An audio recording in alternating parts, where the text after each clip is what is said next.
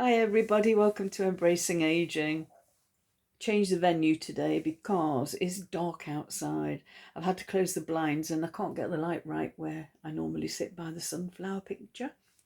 So anyway, today I'm going to talk a little bit about retirement because it's a comment from Martin, who's been following my channel for a while now, and he said, how about a video on retirement? And I thought, I can't believe I haven't done that yet. So yeah, here goes. And I wanted to tell you about when I left work and I decided to retire. My intention was to retire and return because that was an option for me.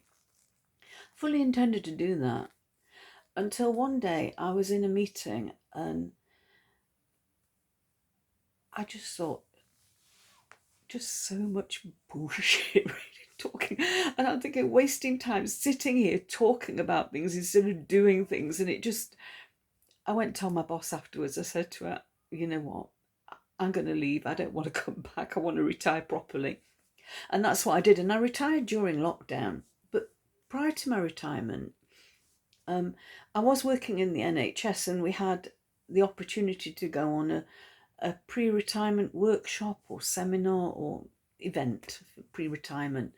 And the first thing they did was they sort of sat us down, went round the room and said, what's your biggest fear or concern about retirement?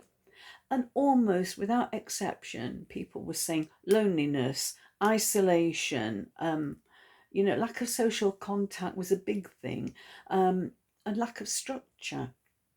But the seminar didn't address any of those things. It was all about estate planning, tax planning, writing wills, almost all about finances, which was fine and it was helpful in a lot of ways because it was, but probably aimed at people higher up the scale than I was, certainly. I don't have those like massive amount of assets that I need to think about tax planning and things like that.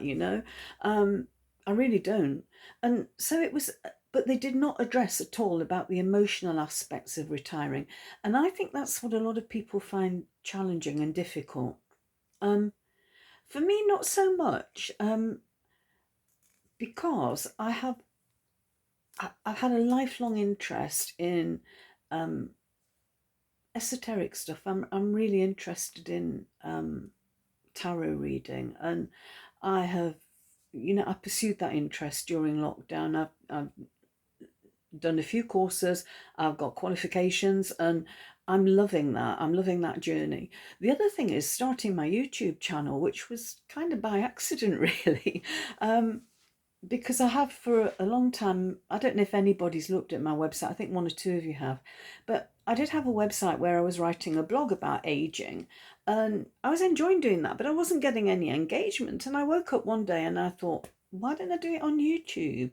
And this seems to be working. So this for me, I've got structure, I've got things to do, like I need to post videos regularly or YouTube forgets about me.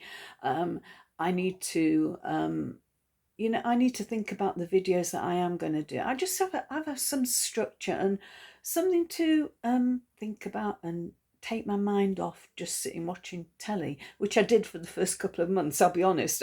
You kind of get up late and you've got no structure and it's really hard to get yourself motivated to do stuff if you sort of sit around in your nightwear until like 11 o'clock and then you think it's not worth getting dressed now.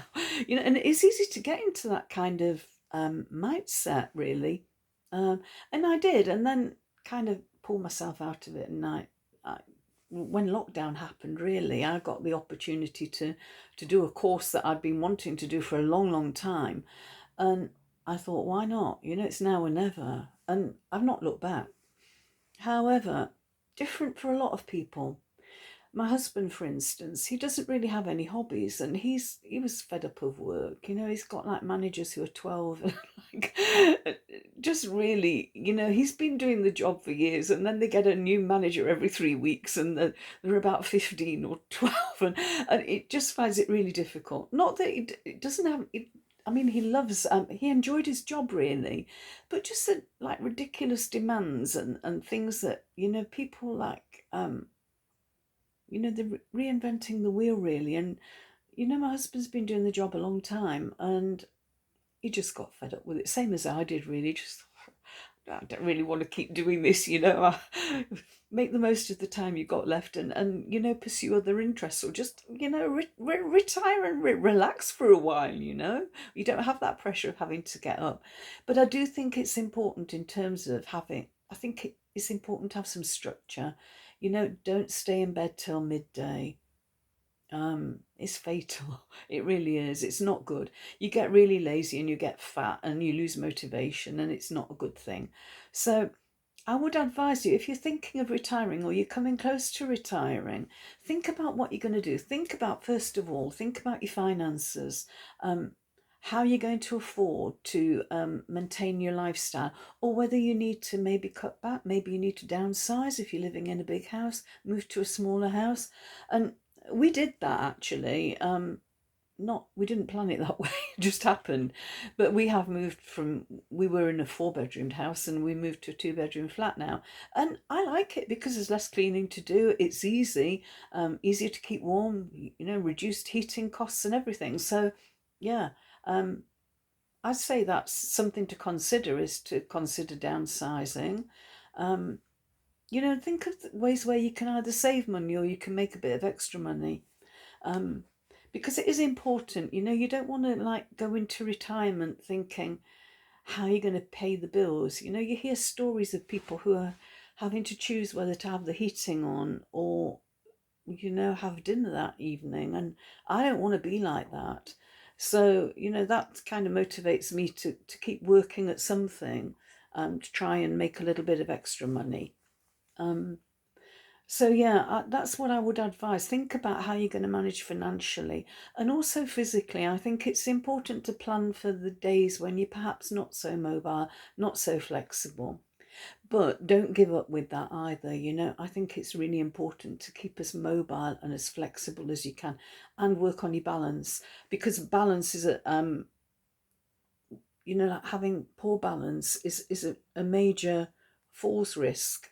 If you're not good at balancing, do the simple exercises you can find all over YouTube.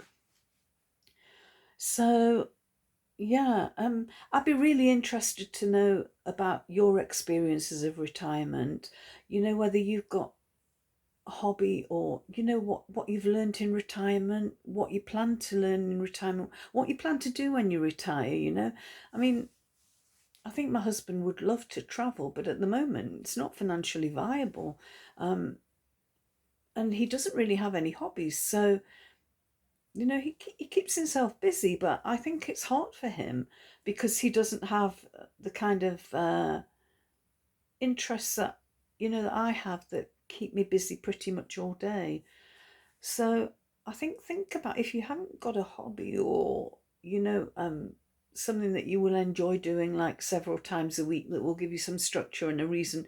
If you play cricket, for instance, or football or whatever, you know, um, just think about like how you're gonna continue that when you're getting older and retiring, or free up some time. I mean, my husband, I think, would really like to play golf, and he did dust off the golf clubs, but he did a couple of rounds and decided he didn't like it any more than he did when he put his clubs in the garage and didn't touch them for like 20 odd years. So golfing's not going to be a thing for him. um, but he hasn't found something to replace it with yet. So I would advise that you think about that, how you're going to fill your time when you retire. um, you might want to do some voluntary work. I think that's a wonderful thing to do.